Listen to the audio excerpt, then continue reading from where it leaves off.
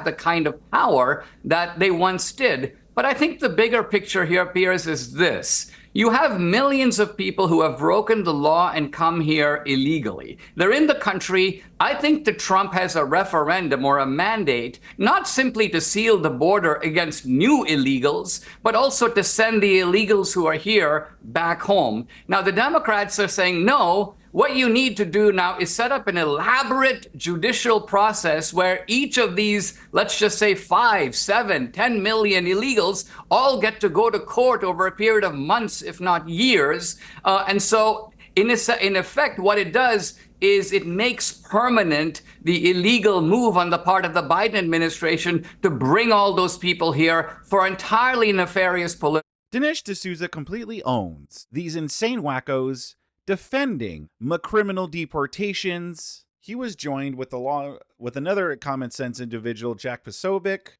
and both of them completely schooled Piers, this dude, and Kim Iverson, who are against the deportation of Kilmar Garcia and all these big stories going on. But let's see how Dinesh did on Piers Morgan Uncensored. Advisor Mike Nellis, Dinesh D'Souza, the conservative filmmaker and host of the Dinesh D'Souza podcast, and on her Uncensored debut, Kim Iverson, the host of the Kim Iverson Show. Well, welcome to all of you.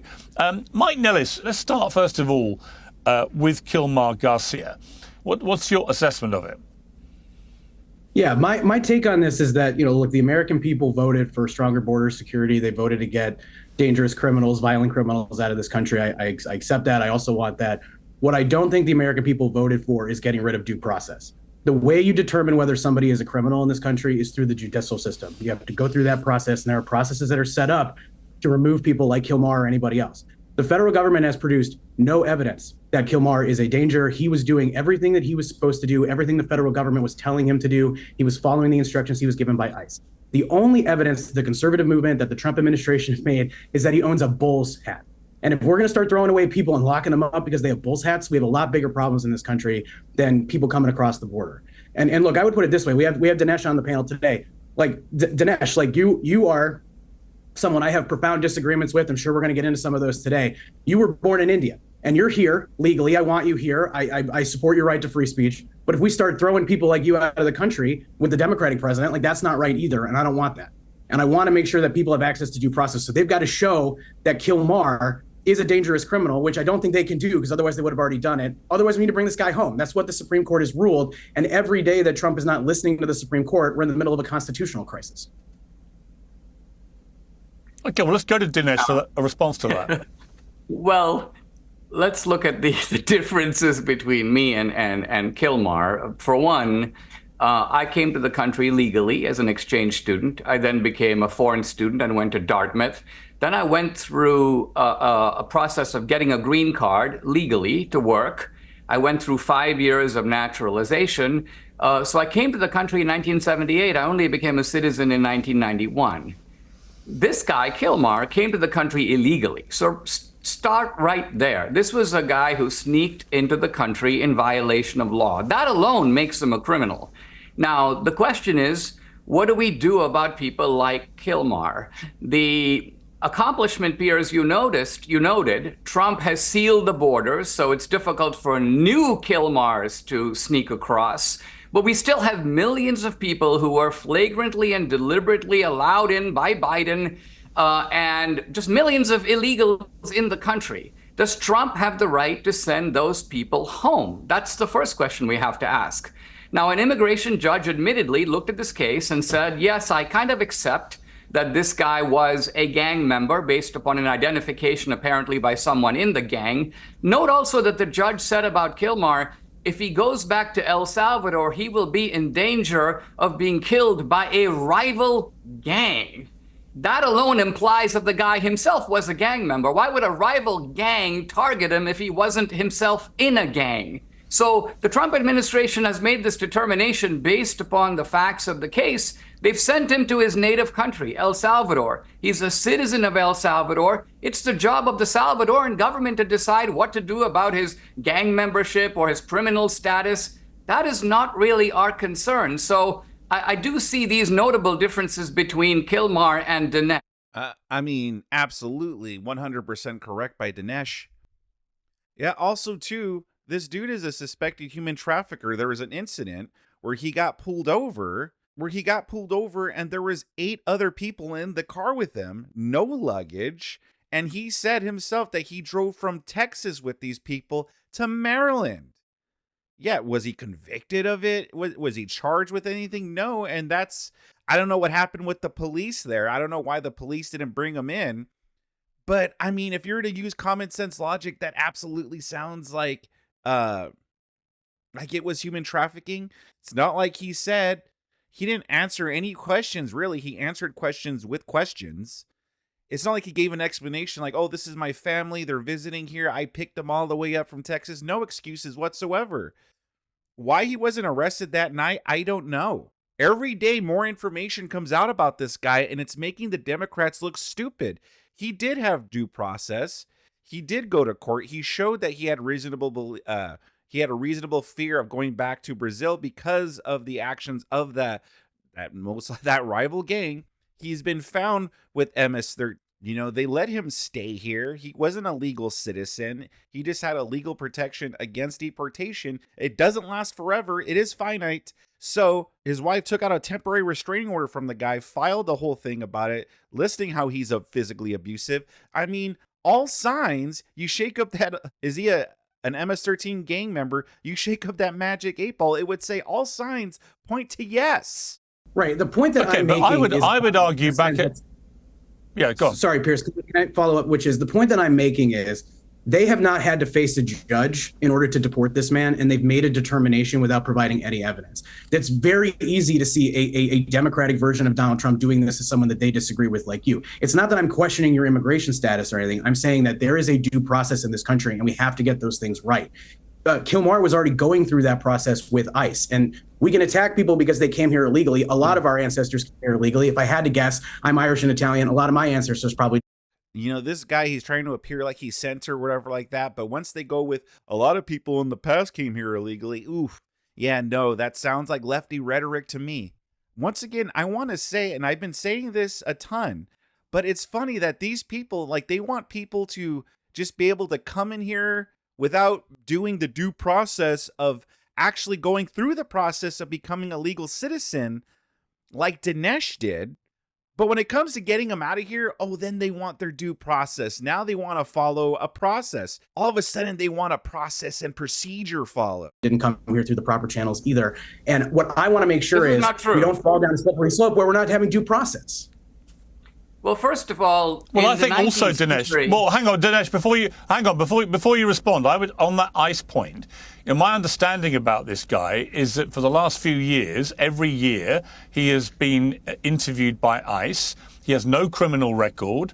They've established no crime that he's committed. He is a father of 3 kids with special needs, and he has persistently denied ever being a member of MS-13, and the only person it seems who has said he was is an anonymous source who identified him as somebody they believe to be a member of MS-13. There's no other independent corroborative evidence that he was a gang member. Now, the significance of that, in relation to your point, Dinesh, about, why would he be under threat? There are lots of people who are not members of gangs who are threatened by gangs.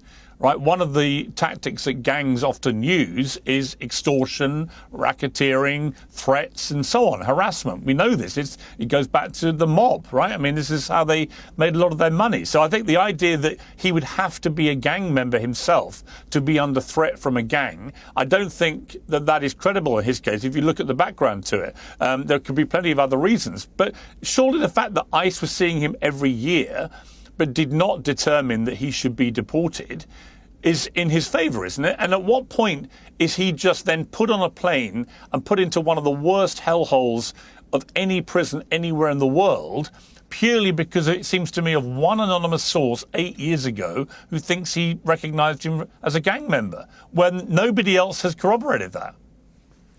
Well, the immigration judge, as I understand, accepted the testimony that he is in fact a gang member, but nevertheless said that despite that, he should not be returned because he might face danger at home. I also understand that this so-called rival gang has essentially been wiped off the scene in El Salvador. I mean, Bukele has had this massive crackdown in which the gangs just don't have the kind of power that they once did. But I think the bigger picture here, Piers, is this. You have millions of people who have broken the law and come here illegally. They're in the country. I think that Trump has a referendum or a mandate, not simply to seal the border against new illegals, but also to send the illegals who are here back home. Now, the Democrats are saying, no, what you need to do now is set up an elaborate judicial process where each of these, let's just say 5, 7, 10 million illegals all get to go to court over a period of months, if not years. And so in effect, what it does is it makes permanent the illegal move on the part of the Biden administration to bring all those people here for entirely nefarious political motives. From tariffs to market turmoil, things are looking pretty rough out there. Well, our sponsor, Ads, shilling, shilling, shilling. But Dinesh is absolutely correct. Like, we don't have time. This millions of people we're talking about here. We don't have time to set up court dates for all of them. Yeah, it's funny. Once again, I want to point out these people didn't have time to come here legally, but we're supposed to make the time to make sure that we get them out of here with their due process. It's just Democrats defending criminals. Their favorite. They love defending criminals. They view criminals as like the underdogs, the oppressed. You know, all these criminals, they have their sad backstories. And these stupid Democrats are like, oh, the poor little baby. Okay, let me bring in Kim Iverson. Welcome to Uncensored. Kim, what's your response to what you just heard? I think we're just losing the plot here. I mean, the fact that Trump used terrorism. I mean, look, this guy, if he's illegal, if he's part of MS-13, great, get him out of here. Don't let the door hit him on the way out. I'm happy to deport all of the people who are illegally in this country. They all should go. They don't need to be here. If he's an El Salvadorian citizen, then he's back in El Salvador. It's El Salvador's problem. If he's got a problem in El Salvador, he's going to have to deal with it. It's not our job to protect every single person on earth. Otherwise, we'd be opening the door to millions more people. But I think we're losing the plot in the fact that Trump used terrorism as his excuse to deport these people. And that sets such a dangerous precedent. We have courts to deal with illegals. They're not supposed to be here.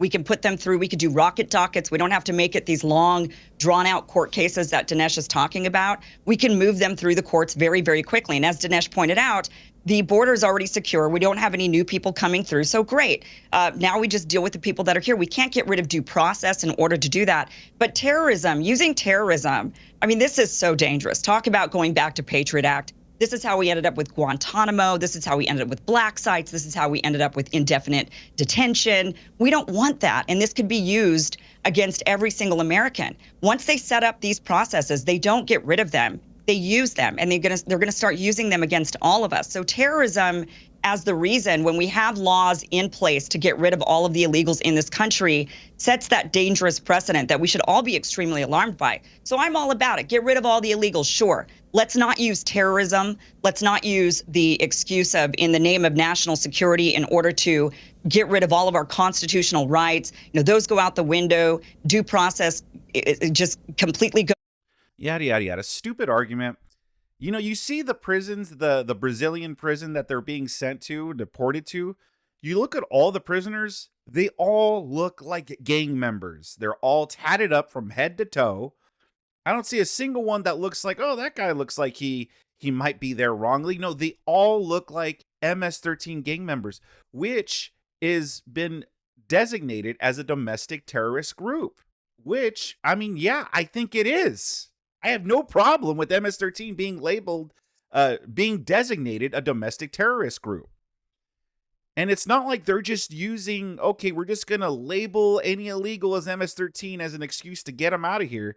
I haven't heard any stories of little Guadalupe who is here with her 3 kids just trying to get by, you know, trying to get for a better life. I haven't seen an instance like that where she's been shipped out of here and like, well, yeah, she's MS-13. It's all good.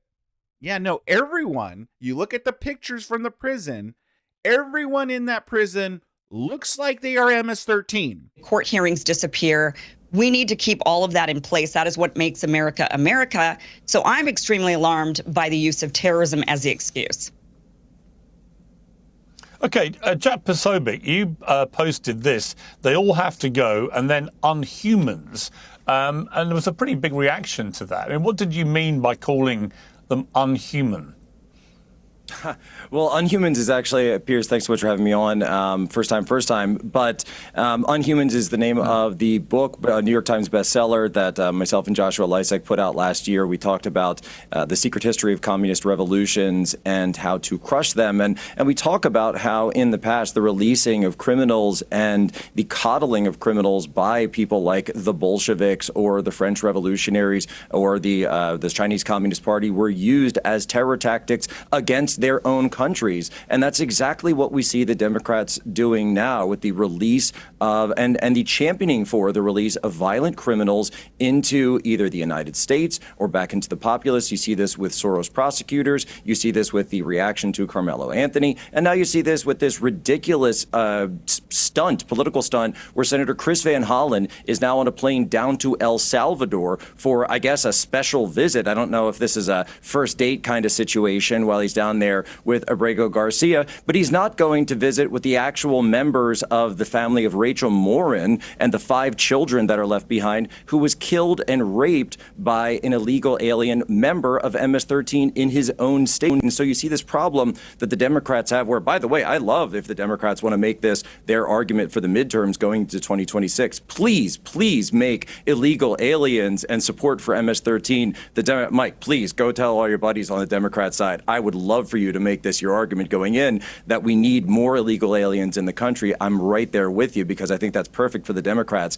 They consistently do this over and over and over. And, you know, people say that this guy doesn't have a criminal record. Well, it just broke earlier today that, as a matter of fact, Albrego Garcia did actually have, his wife had a restraining order on him that was filed in 2021, that it was petitioned, a final order was put up. And yet I don't hear anyone talking about this, that in fact he was a wife beater in addition to this information that he was a member of MS-13. And people will sit there blue in the face and say, oh, he was this innocent guy, he was just working. It's simply not true.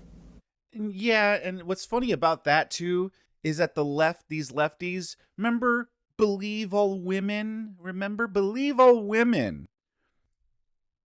That was their mantra.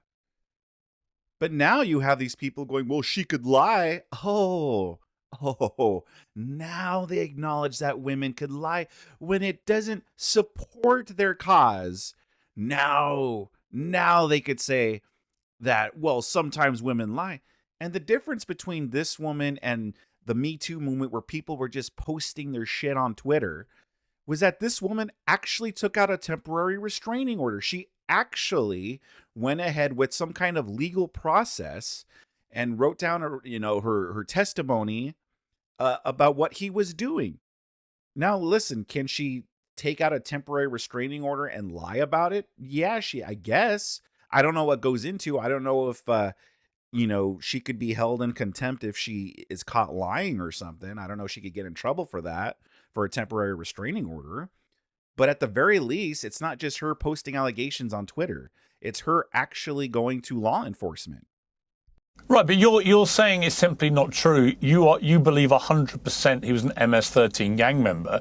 My concern about this story is not that if he is a gang member, the order that he was gang, deported was not that he was MS-13 member. It was that he was illegal. That was the original order. And then the second order came out that said he was deported to a different country, not El Salvador.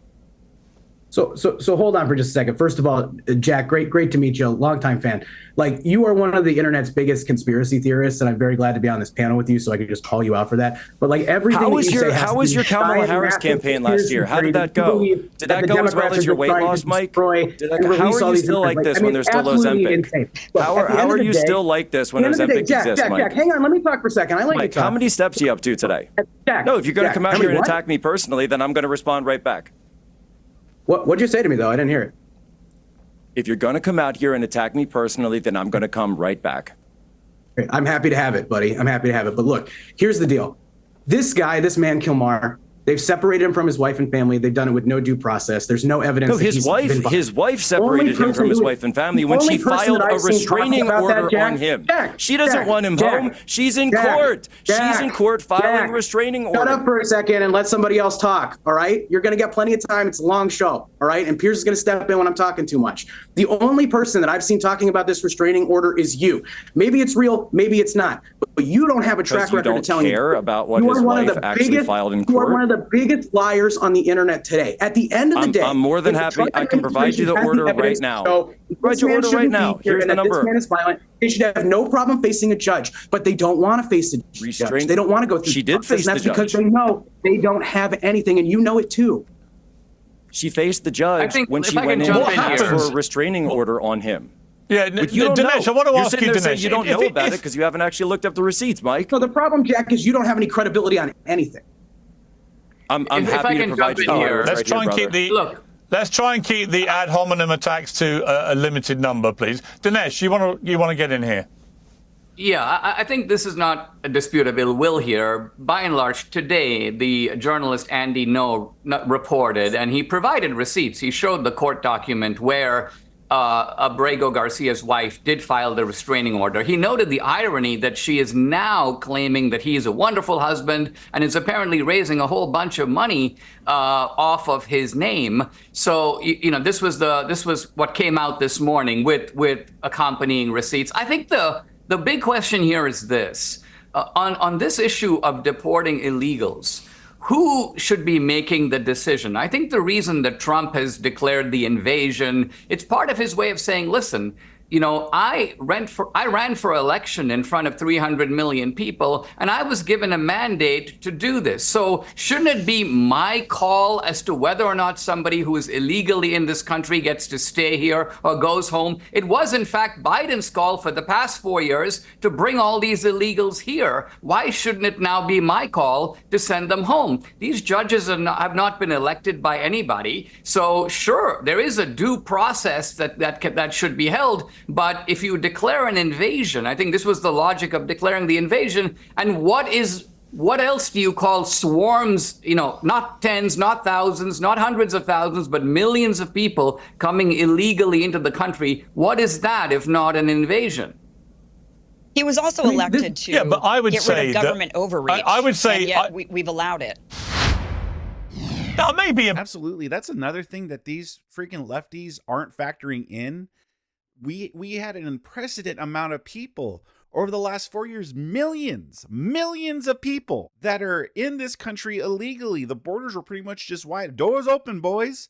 And everyone was just allowed to come in. So this is unprecedented. So yes, this is an invasion. And yes, we do have to do things differently to get them out. Yeah, I mean, I would say, Dinesh, to this, the frustration must be for Trump is that he's had a spectacular success on the southern border. But rather than everybody talking about that, they're all talking about this case.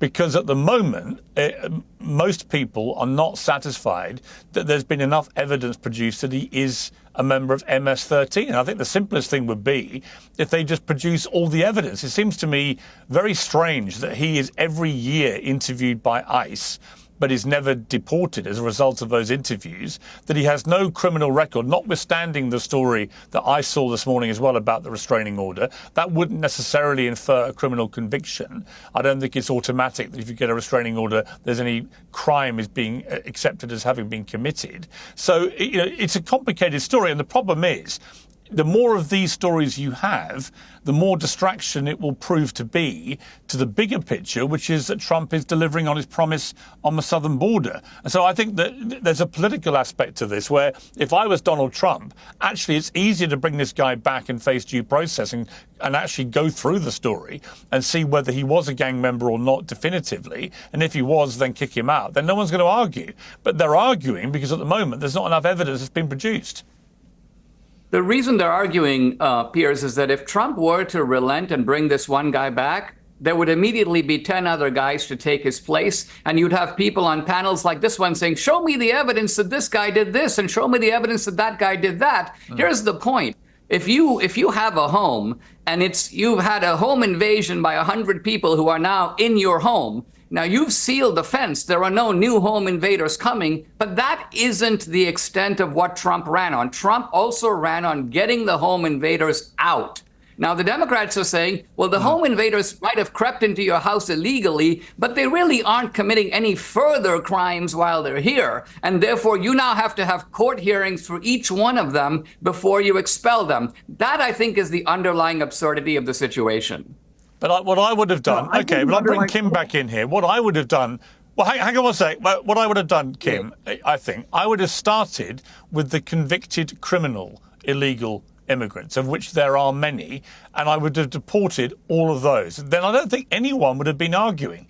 If you literally just settled on the ones who were convicted of crimes and you deported those, I think Trump would be applauded by people on the right and the left. The problem comes when you avoid due process, as many people see it, and when the courts get involved, right to the Supreme Court level, and start to say this isn't right, particularly if your own administration has admitted there was an administrative error with this guy. It was a mistake. Once you've said that publicly, right to the top of your own legal team, as an administration, it's very hard to then argue we can't do anything about this. If you make a mistake, make amends. Well, the mistake wasn't, oh, we made a mistake. This guy's actually not MS-13, though. That's not what they had. And two, the thing is that Piers and all these dummies seem to be forgetting is that coming into our country is illegal. But this isn't about the due process. The Democrats just love their criminals, and that's all it is. No, I'm with you that they don't have any real evidence. There's no solid evidence he was MS-13. It doesn't really matter if his wife had a restraining order against him or not. Plenty of people have those and they didn't do anything wrong. It's a tactic for child custody. The fact is, though, he was illegally in the country. So I don't really care whether he was MS-13 or not, quite frankly. I think that we just get rid of everybody who's illegal. They've just got to go back to where they came from. And if it's unsafe for them, then they'll have to find somewhere else to go, or they'll have to work on some other protection. It's not our job, unfortunately. I mean, as much as I'd love to have a bleeding heart and save everybody, we can't do it. So it doesn't really matter. I mean, the facts of the case actually don't matter, except for the fact he was illegal. And I just keep bringing it back to Trump is using terrorism. And that's the plot that I don't know why people are just we're missing this completely. Yeah. That aspect of it, if you want to talk about due process, if you want to talk about government overreach, I mean, Trump ran on not only getting rid of all of the illegals from the country and securing the border, but he also ran on getting rid of government overreach. And using terrorism is just marching in a very dystopian future, especially when Trump sits there in the White House and says, homegrowns are next. Then he goes on Fox News and reiterates homegrowns are next. I think we got to be focusing more on the fact that terrorism was used as the excuse, not the fact that whether or not he was MS-13, debating the merits of every single individual case. Illegals are illegals. That's it. You don't need to know any more. And then we just focus on what process are we going to use to get rid of them. Terrorism is not the way. I Googled yesterday how many illegal immigrants are. So again, he didn't designate, if you're here illegally, you're by default a terrorist. He's getting rid of MS-13 gang members, which have been designated a terrorist group, legally designated a terrorist group. He didn't just come out and say, yeah, they're designated, they're a terrorist organization now, and then bada bing, bada boom, that's it. Like, no, he legally designated them the United States, and about 4 different results came up which suggested around 13 million. So I tweeted about that and said, would you genuinely deport 13 million illegal immigrants? To which there was a resounding yes. And then people said, but actually it's nearer 30 million. Then some said 50 million. Some said even maybe it's as high as 100 million. Once you add in all the dreamers, all the kids of people who came in illegally, who knows how many? Are we going to end up deporting? And it's a genuine question. If you believe that all illegal immigrants in the United States of America, a country literally founded on immigrants. Can we stop with this country was founded by immigrants argument? Let's stop living at let's stop using that as an excuse. We have a law nowadays. All countries have laws nowadays when it comes to immigration. You got to do it legally. Are you going to deport potentially 50 to 100 million people currently in America? And what will that do to actually the fabric of society in America, much of which relies on immigrant work? So, I mean, these are legitimate questions, which I don't have the answer to it. It's not my country. But as a, Is Piers Morgan really making the who's going to pick our berries and crops argument? Who's going to clean your toilets, Trump? The Kelly Osbourne argument, is he really doing that? Like, oh, there's a lot of immigrant work. Why don't we make it American work again? How do you feel, Kim, about the idea of potentially, if you literally take it literally, that you end up deporting 50 to 100 million people? Would you be comfortable with that? Yes, we would have to do it. We have to rip the Band-Aid off, and we have to abide by laws. I think that what would happen, though, I think you're right, there's a fabric of society that is built on immigration, and if we start deporting absolutely everybody who's here illegally, then maybe Congress would for once do their job and actually make new immigration laws that would allow for people to come into the country legally. And, it would actually force them to actually do their job rather than appear on shows or campaign constantly. So I think it would cause a ripple effect. Okay. I'm gonna switch to Mahmoud Khalil just quickly. But Mike, it just seems to me if what Trump had done was stop the literal invasion of people at the border. There's no other way to describe it, given how many millions came in the Biden administration. He stopped that almost stone dead.